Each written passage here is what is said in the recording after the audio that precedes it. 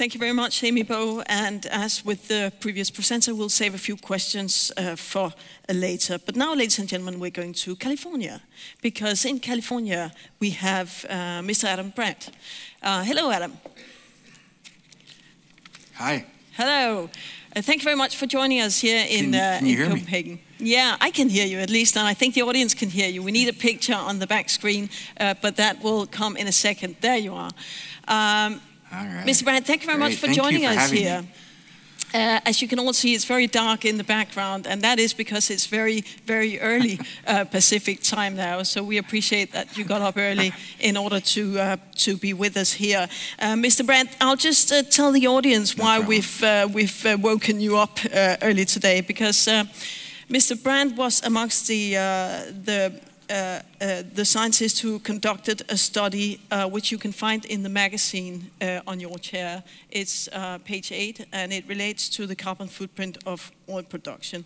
And Mr. Brandt, the reason why we particularly find this study interesting in Denmark is that Denmark came out on top of this study. So just to recap, could you just tell us quickly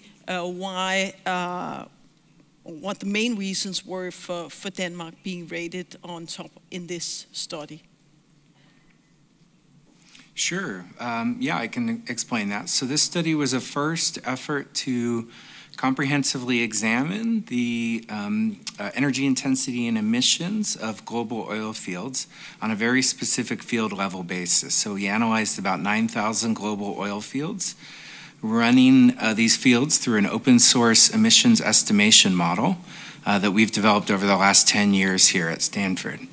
When we ran this global set of fields through our model, we were able to make an assessment at the field level and then generate country level estimates for the carbon intensity, or CI as we say, of different global oil resources.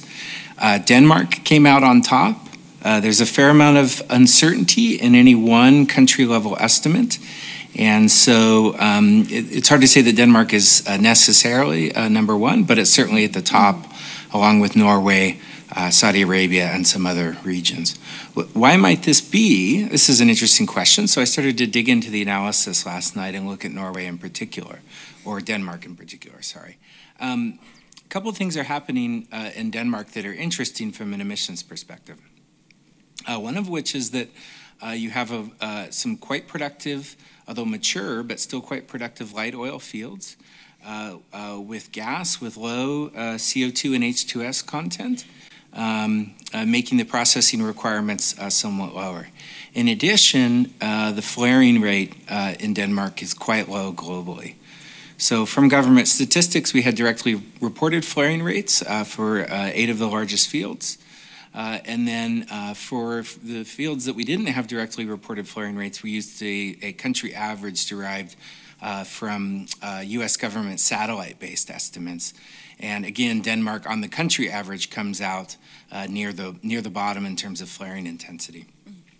Additionally, although the Danish oil sector is mature and the fields are quite mature, your water cuts are pretty reasonable. And so you have sort of low to moderate water cuts in many places, which reduces the processing, lifting, and reinjection requirements for pressure support. And so that reduces the energy intensity.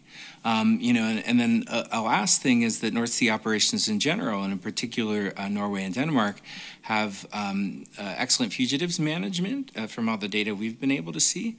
And so this further reduces emissions. And so these basically are kind of the key reasons why Denmark comes out essentially ahead in terms of carbon intensity. And then in general, a lot of those features apply. Sorry. No, I just wanted to ask you if the industry wants to continue down that road. Are there then any easy picks for the Danish industry, the industry in the North Sea? Because Amy Bo here just spoke about electrification, which is something that the Norwegians have done. Yeah, so electrification is a big one. We were really examining in the study and in prior studies on what the potential is for reductions across the upstream sector globally. Many of those reductions have essentially been implemented in the North Sea. Many of the low-hanging fruit have been tackled. Globally, a large part of the problem is around gas management, both in terms of reducing flaring, continuous flaring in particular for gas disposal, and in reducing fugitive emissions. And both of those have essentially, I would say the North Sea sector is leading on that.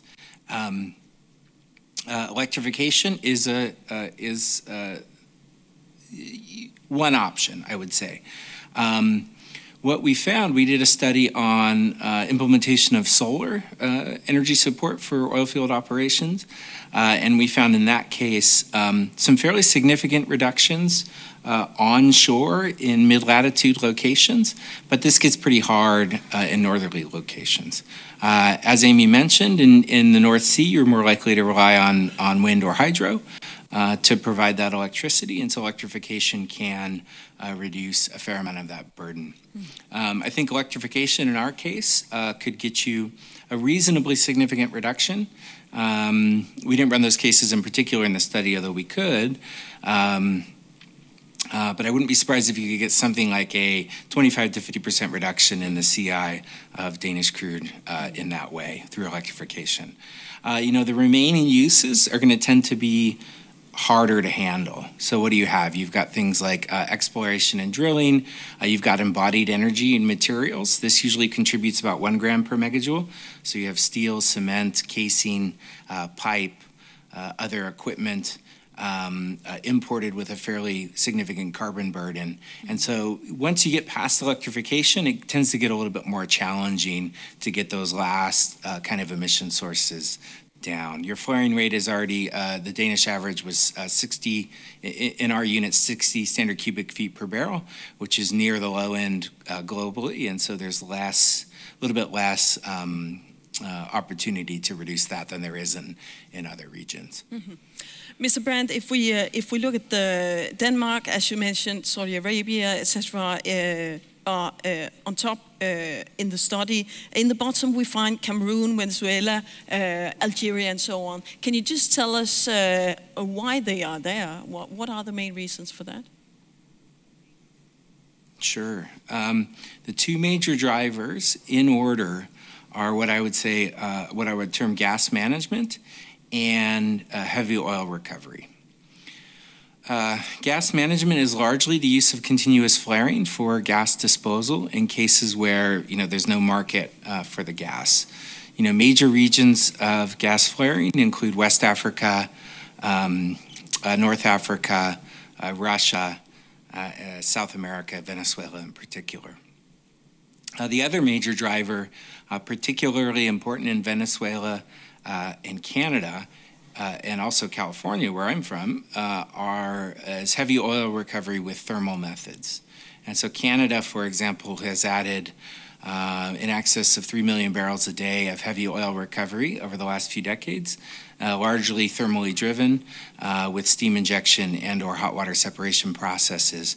And these are just energy intensive. And so on the gas management side, the obvious opportunities, and IEA and World Bank have noted these for decades. The obvious opportunity is you got to monetize that gas. You got to find a way to get that gas to market. On the thermal side, the heavy oil recovery side, which is driving Canada and Venezuela, that's a little bit harder because the natural properties of the oil make it resistant to flow and viscous, and so it's a little bit more challenging. You need some more sort of advanced technology development. I would say globally, the big issue that I would like to see happen is really concerted effort to tackle the gas flaring problem. Mm-hmm. And this is not a technology issue. This is a market access. This is investment. And this is sort of development of, what you might call gas supply chains in regions where they're currently immature. Gas is difficult to transport, as you know, and so in these regions where there's no local infrastructure and no and no local market, you're relying on LNG, which tends to be capital intensive and somewhat risky. And so we're seeing LNG development in Nigeria and other places that have had high levels of gas flaring, and I'd like to see that continue. I think that's the obvious low-hanging fruit. Get that gas basically to Asia, where there's huge demand, and stop wasting it. And that's the big prize for the next 10 to 20 years in the industry. So, Mr. Brandt, just to get an impression, what do you think it would do if the rest of the world could follow the Danish or the Norwegian example? I mean, what would that do to the carbon footprint of the oil sector as such? Yeah, so we ran a couple cases here. We ran basically a minimum flaring case, a minimum fugitives case, and then a case where sort of both of those gas management practices, were in place.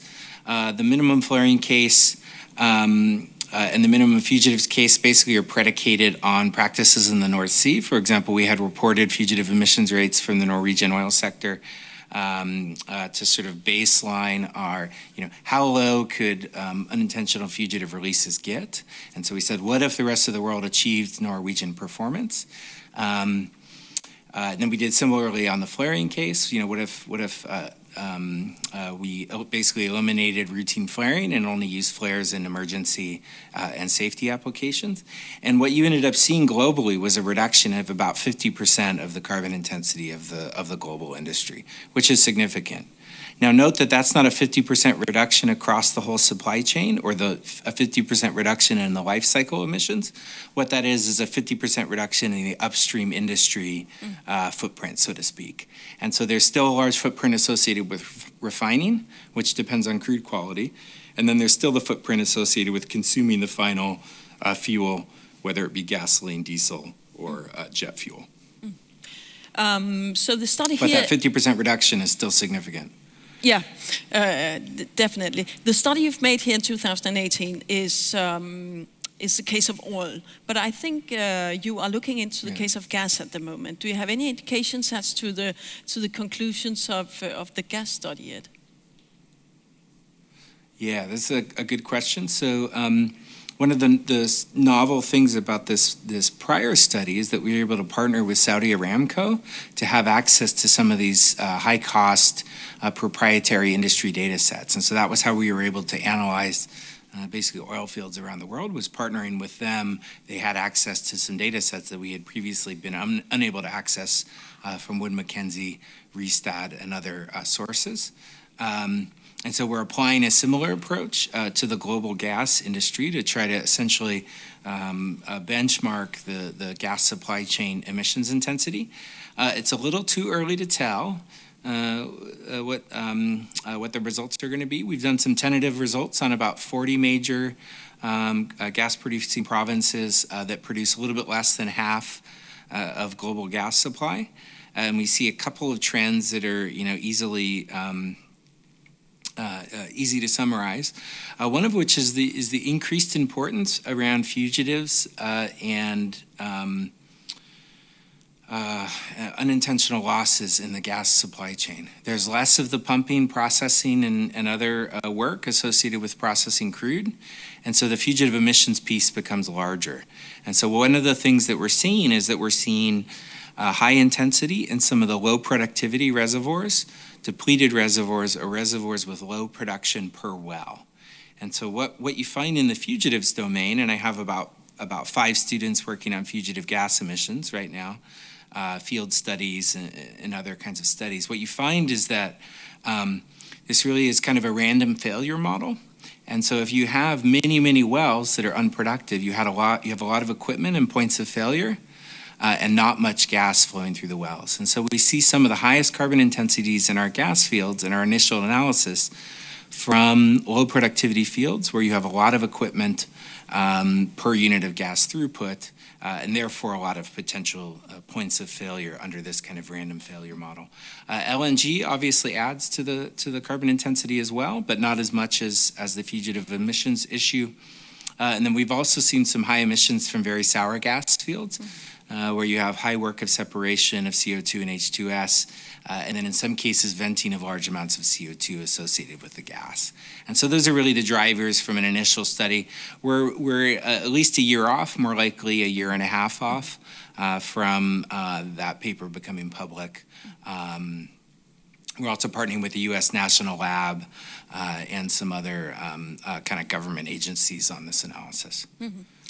Okay, well, Mr. Brandt, just a final question before we proceed to the debate, and of course I invite you to stay and participate in the debate. But is it easy to get the data and the information you need from companies, from countries? Do you have like a fair transparency in the data you get when you do studies like this that goes within oil as well as gas? Yeah, the short answer is no. We don't have the data transparency we'd like. You can see in our study that the uncertainty ranges are quite wide, and that's because there's a couple of reasons, one of which is that our model can only make an estimate of what we think the emissions would be given engineering fundamentals. We don't have generally access to direct utility bills or fuel consumption or power consumption rates. The other is that the data tends to be lacking. So, leaders in global transparency are, again, not surprisingly, North Sea operators.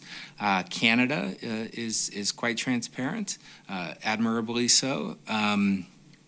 Nigeria is surprisingly transparent for the African sector, although they've backtracked on that and have stopped publishing some of the data sources we use. But in general, access is hard. There's a couple reasons for this, one of which is just a general reluctance, I think, on the part of industry to announce information that might subject them to taxes or these sorts of regulatory efforts. The other of which is less directly related to carbon and greenhouse gas emissions and is a little more subtle. And I think that issue is that many of the information pieces that we would like to estimate emissions intensity are actually quite similar to the kinds of information you would want to assess the vitality, productivity, maturity, and depletion rate of a field. And so, quite understandably, companies tend to try to hold this information close, particularly in regions without strong tradition of transparency, rule of law, and other sorts of civil sector engagement, right? And so you'll have Russia. We had an extremely hard time getting information on Russian oil and gas operations. It's not easy to go to a Russian oil and gas operator and kindly request that they give you all the information on their oil fields. This doesn't tend to work. And so I think there's big questions going forward in this industry as the carbon and greenhouse gas problem becomes more and more stringent. What is the role for transparency? What is private information that a company can hold? And what are they, essentially by virtue of their participation in civil society, going to be expected to be transparent about? And that's something that I think is just going to be negotiated on a country-by-country basis between the industry, civil sector, international NGOs, international regulatory agencies. I don't have a sense of how that's going to play out. I'd like to see more transparency. But, it's a challenge. I think it's easy to draw too strong an inference from the North Sea example. And I think that, there's a whole variety of countries in the world, many of which don't have the governance and expectations around transparency that we see in places like Denmark. Okay. Well, Mr. Brandt, thank you very much for now. I'd like you to hang on because we'll continue the Q&A here on stage, and then we might have a few follow-up questions for you. But let me just ask the audience to give you a hand for now.